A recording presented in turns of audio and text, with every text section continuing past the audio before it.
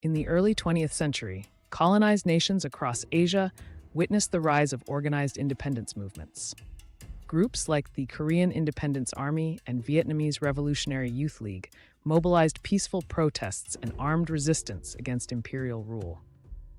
These movements were initially recognized as legitimate political struggles, with clear demands for self-determination and human rights.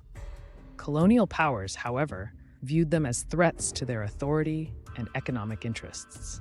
As independence movements gained momentum, colonial governments implemented systematic suppression tactics.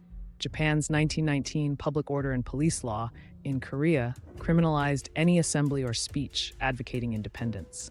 Similar laws were enacted across colonies, redefining patriotism as sedition.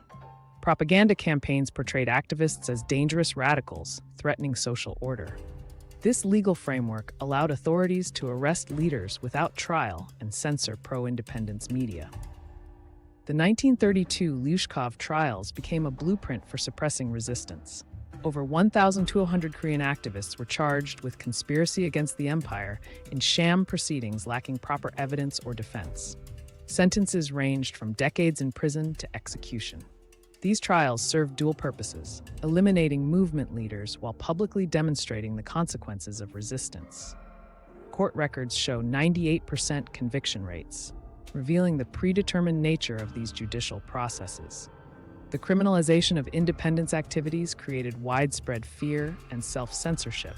Families avoided discussing politics, teachers omitted nationalist history, and neighbors reported suspicious behavior to authorities. Paradoxically, this repression birthed new forms of covert resistance. Underground schools preserving native languages, secret publications, and coded cultural expressions. The colonial strategy successfully suppressed open protest, but failed to extinguish the desire for freedom. The colonial tactic of criminalizing freedom movements established a dangerous precedent still employed today. Modern governments continue labeling protesters as rioters or terrorists to justify suppression.